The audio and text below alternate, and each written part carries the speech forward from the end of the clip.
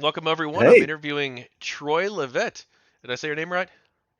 yeah, it's Levitt. Sometimes people call me Leavitt, which is just fine, but the way it's pronounced here in kind of the desert Southwest where it is popular is Levitt. Well, thank you, Troy. You're a AAA game developer. You worked on Hogwarts Legacy, Disney Infinity, a bunch of other games. How are you doing? I'm doing well, thank you. I'm retired now, hanging out here in Southern Nevada on a sunny day. It's supposed to be cold, but it's not too cold, so I'm enjoying that we've still got some nice fall weather here. All right. Well, I don't know if you talked about GamerGate much before this, but I discovered you back during GamerGate. You were more of a neutral voice. You made some videos talking about the topic and about issues relating to GamerGate and video game controversies. I thought you provided some pretty insightful commentary, and your video on GamerGate, or one of them, involved you making an analogy that later became extremely popular. I'm not sure who did it first, you or PSA Sitch, but you talked about how, in your view, GamerGate was like a conversation in a cafeteria, and there's a lot of different tables in that cafeteria. Most of the tables are having good faith conversations and trying to improve the gaming industry, but some of the tables, or maybe one of the tables, has some bad actors who are throwing shit at the walls and starting to try to start a food fight, and this this table is what the media talked about and not all of the other tables. Yeah, that was in my Gamergate video. Just to kind of put the time frame together is so when Gamergate happened, that's usually recognized, or I would say in August of what, 2014, right? Yeah. And I didn't make any videos because I was working on Disney Infinity at that time until after they shut down Disney Infinity almost 2 years later in 2016. And so the first videos I was making was, 18, 20 months after all of that had happened and all those articles had happened. So the video that you're talking about, that Gamergate video, is over 2 years after the fact, or real close to 2 years after it had happened. And everything had kind of, I thought, had died down to a low kind of simmering roar of, what happened there. And so I was picking over the situation as a developer, trying to figure out what had happened to our industry. And that's the analogy that I came up with, was that it seemed like to me at the time, the gaming press kind of viewed itself as like the cool kids, that and in a way they really were. At that point in 2014, I felt like the gaming press had a lot of sway, a lot of influence over just how games were being received by the consumers, and they knew they were in that position, and so they could, flex things on how consumers viewed developers, how consumers viewed games. And that is why I think that it became such a hot topic when people started to suspect, collusion and corruption happening there within the gaming press. And so that's to me that's kind of how it all fits together. Is that the gaming press was like in a position of power in 2014, and so they were able to almost broadcast their viewpoint to the rest of the gaming industry without really having to take the responsibility, I guess, of their actions, is what it felt like at the time. Wow, I kind of went off on the side there. No, no, you're fine. Yeah. We can go as deep or as shallow as you want, I tell people. So you're obviously you're retired now, but during this period, you were actually still an active game developer working for AAA studios. What made you want to comment on this relatively controversial topic as someone who was actively working in the industry and might potentially have their career harmed in some ways? Yeah, that's a great question. So I didn't say anything while I was employed with Disney, right? I kept quiet, but I did talk to some of my friends, and the other people who were in the industry that I knew at the time. And what really bothered me about what was happening, and why I felt like I needed to speak out, was it felt to me that the gaming press at the time was shifting from being this enthusiast press that was really about coordination between players and developers, kind of all sharing in the industry. It seemed to be shifting into this ideologically motivated press that was telling people what they needed to think about games and creating these divisions between what I thought was a very necessary and important relationship we needed between developers and players. And so it was like wedging itself in there and saying, developers are bad and players are bad, and gamers don't need to be your audience. And I just felt like it was creating this controversy in an industry that, for me, up to that point, had always felt like it was very friendly and open and welcoming, and we were trying to get everybody in. Of course, I had been working on Disney Infinity, which was a very family-oriented game, but I had this very positive, upbeat attitude towards games. And then here come all these articles. Bam! Gamers are dead. Gamers don't need to be your audience. And that struck me as like just so divisive and so unrepresentative of my experience of having made games professionally for 20 years, that I had to speak out. I had to say something about, look guys, really, games is good, gamers are good.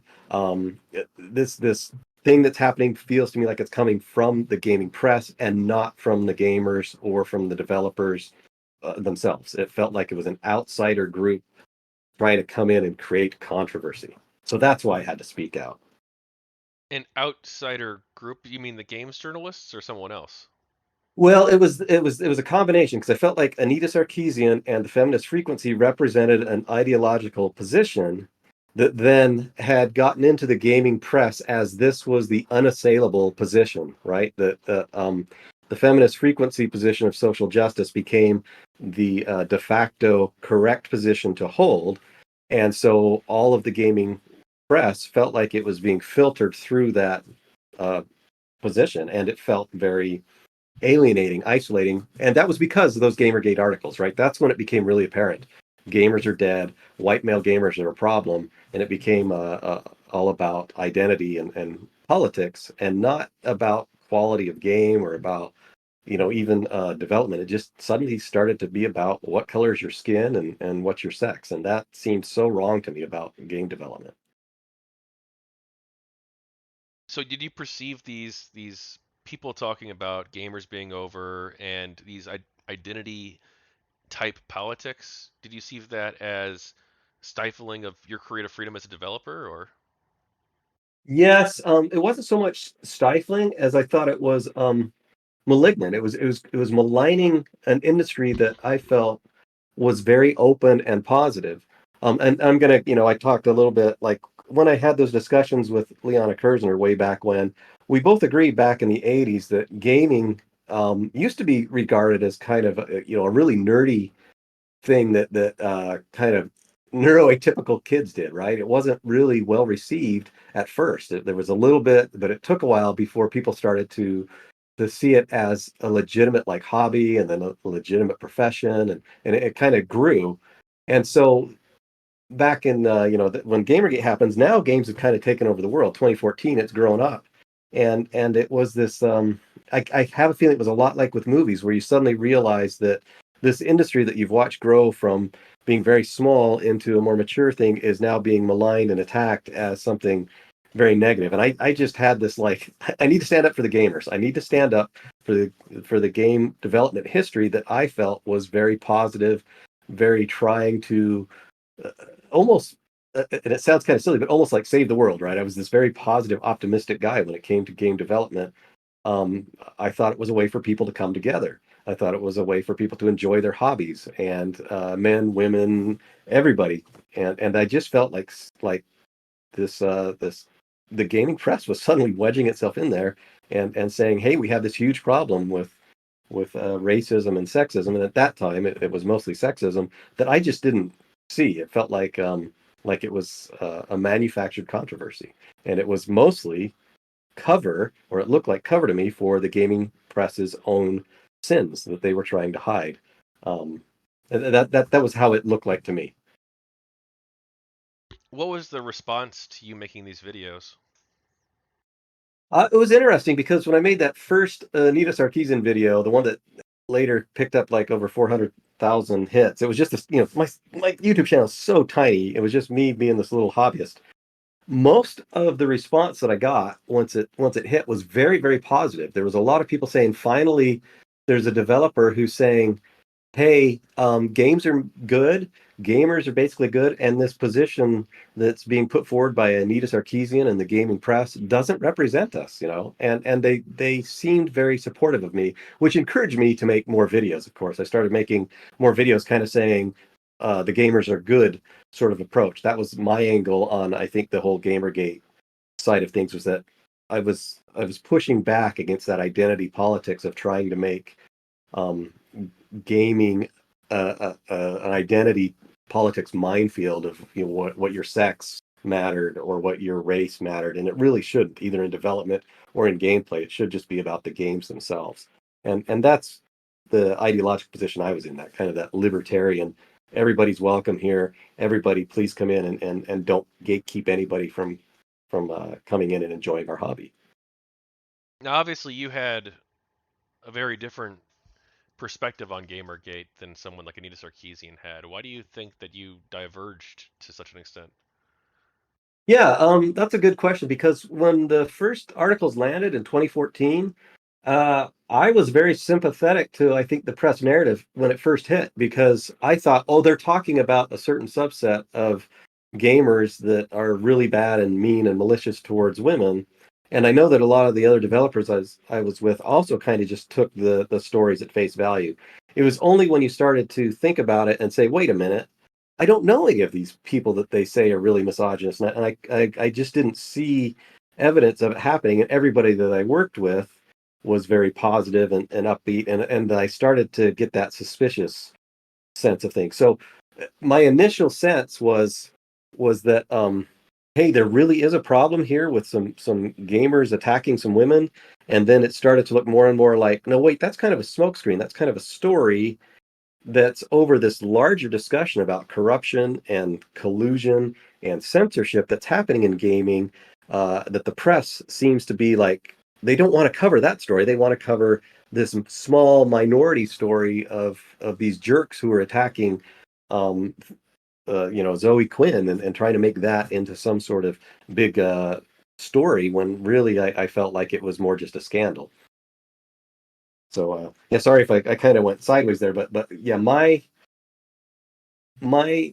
impression of Gamergate being different than Anita Sarkeesian was that it was mostly about the identity politics, was what most people were talking about. They were talking about the corruption, they were talking about the collusion, they were talking about identity politics.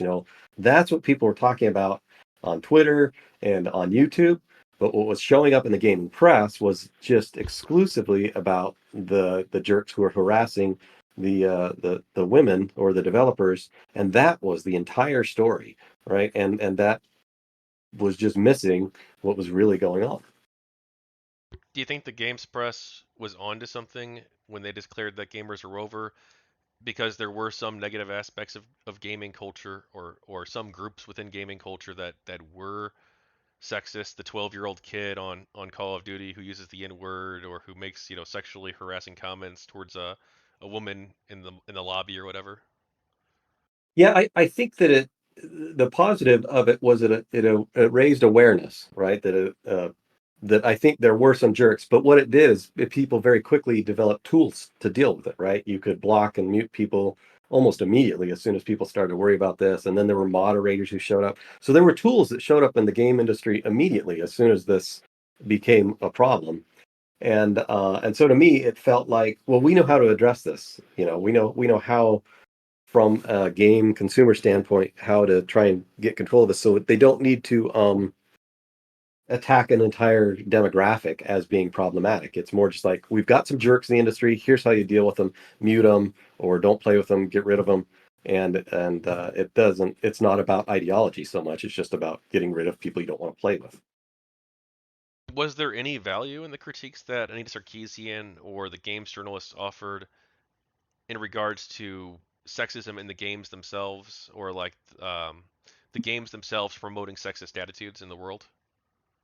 Yes, I think, in fact, sometimes I would say in some of my videos that I thought Sarkeesian raised some good points about some of the more challenging elements in some of the M-rated games. Like, she did have some valid points, but it was so narrow. It was an ideological pinhole, right? She was looking through a very narrow position and not giving any sort of latitude to other games that weren't doing that. It was like she was on a demon hunt and had to find demons in every game, no matter whether they were actually there or not. And so, if she pointed out some of the problems in a game like Grand Theft Auto 5, that's fine, and I think that's worthwhile, and people should be aware of it. But then when she would go after and say something like, "Well, Mario." is sexist, right? Because we're going after Princess Peach, and now Princess Peach is the ball, and this represents the whole patriarchal structure of treating women as a reward or as a ball to, to be played with rather than as a fully recognized person.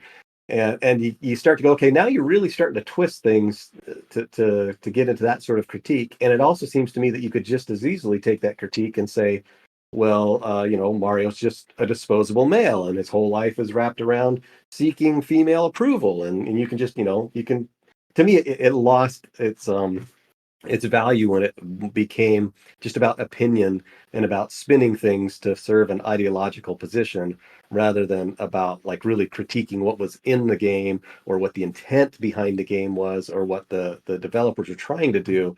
Instead, it was like, I'm on a hunt to find anything I can find misogynist or racist in any game, and we're going to call it out, and we're going to make it look like the developers did it on purpose and that they have, malign and mean intent. And I was like, oh my goodness, that is not what is going on in development. Development is so much about just trying to get people to enjoy your game and not pushing, at least in my experience, ideological agendas. Like you're just not doing that. You're trying to.